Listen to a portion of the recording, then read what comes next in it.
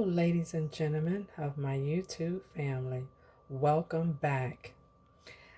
I am going to fix some of those pork chops, the sirloin chops that I got from Fresco y Mas. I had one recipe in mind, which was going to be sweet and sour pork, but because these are the two irregular sizes, I'm just going to go ahead and fry them in olive oil, and that is it. So I'm going to put my pan on the burner, which is already on.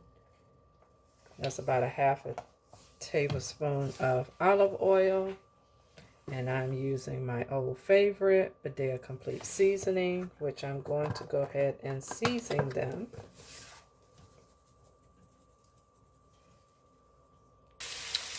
All right, family, I'm back, and I have one in the frying pan. And as you see, it's just coming along. Be right back. So family, here is how I season them. This is all seasoned. And that one, like I said, is in the pan. And I will decide and tell you how the finished product is going to become. All right, family, I'm back. Second one is in the pan. I'm sorry, family, I forgot to show you that,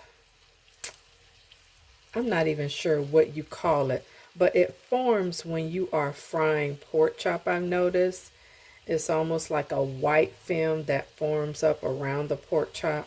I just pull that away and just throw it away.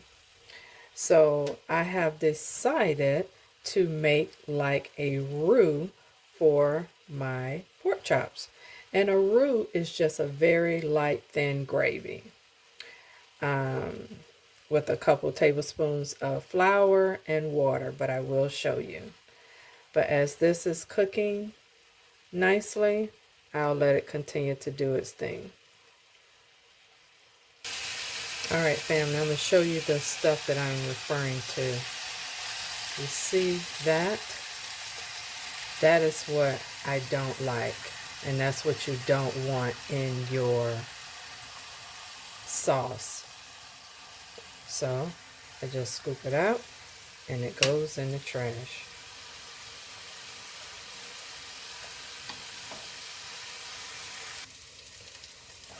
All right, family, you see how the pan is browning because of the seasoning from the pork chops?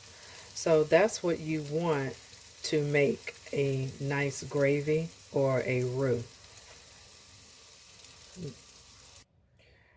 All right, family, you see my pan? This is what my pan is looking like. That looks like, ooh, it needs to be washed. But no, ooh, that is all the seasoning you need. So I have a half a tablespoon of olive oil. I'm just going to drop it off in the pan.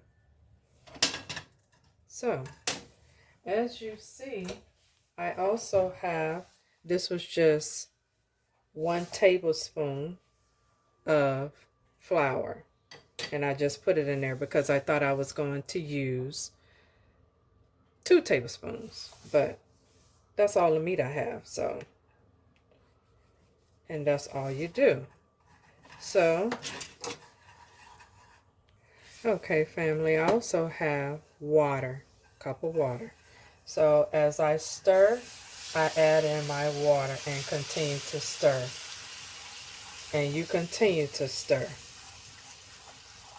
And the only reason why I'm starting out with the spatula is because it has all of those important seasonings and flavors still left on it from me frying the pork chop. So I'm going to eventually switch to my wooden spatula.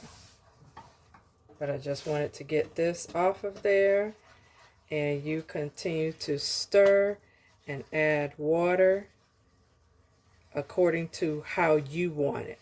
And this can easily be a gravy. but you just continue to stir. And as you see, those lumps do disappear. And also, the remainder of product that was left in the pan, that also darkens your roux slash gravy.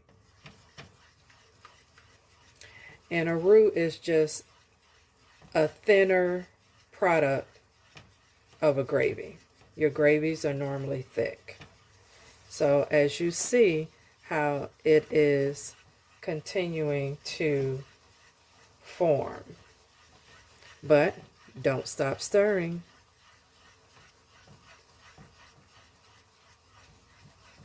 Some people like theirs dark, some people like theirs light. So I'll be back in about 5 minutes. 5 minutes.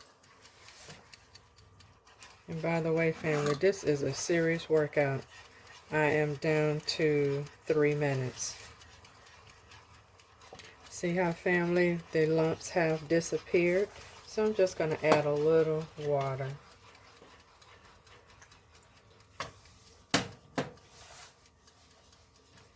But you still keep stirring.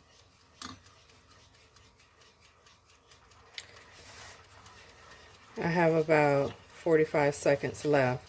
I wanted to show you this because this consistency and color is to my liking.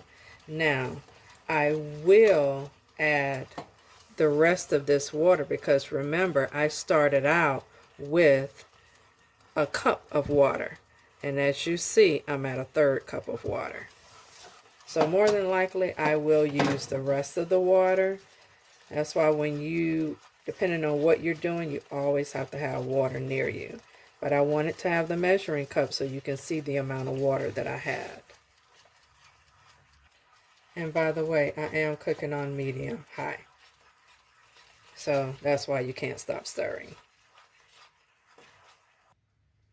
All right, family. Now that's a good looking roux. I'm going to add a little bit more of water. This is almost like between a caramel and a peanut butter type of coloring. That's how I like it. So depending on who I'm cooking for, the darker, the better. And it goes according to your taste and your liking. So this is what I like. So I'm going to add my pork chop to it and let it just simmer. It will probably simmer for maybe 30 to 45 minutes. I'm not sure. However, I am going to add some onion to it because what's a roux or a gravy without onions? So this is what your grandma say. This is some tea right here. You can put this on some grits and baby, you will be full for the rest of the day if you had this in the morning. So I'll be right back. All right, family, I wanted you to see I placed them in the pan and I'm going to probably cut this away from the meat. This is just bone. And so it can fit in the pan nicely. This is one of my favorite pans.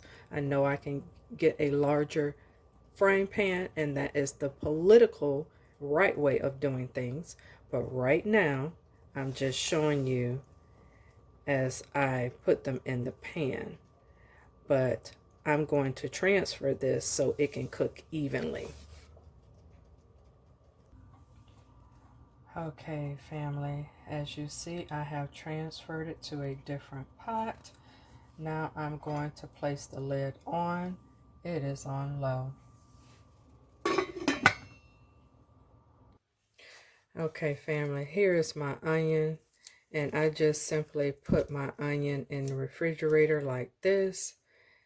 Over the years, I never used to do this and wondered why people did it, but my dad taught me to keep the skin on and it stays firmer and not go bad fast. So I'm going to use probably the rest of this onion to place in my roux with my smothered pork chops. So be right back. All right, family, here's my onion. So I have sliced it and I'm just placing it, separating and placing on top, removing that film. That is normally between on the inside of your onion. So I removed that. But I have this amount left, and like I told you in another video, I normally slice things in my hand, but you starting out, please use a cutting board. If you're not comfortable with a knife, please ask an adult or another adult for help if you are an adult, because knives can be sharp and it takes time and practice. And here is what it's looking like.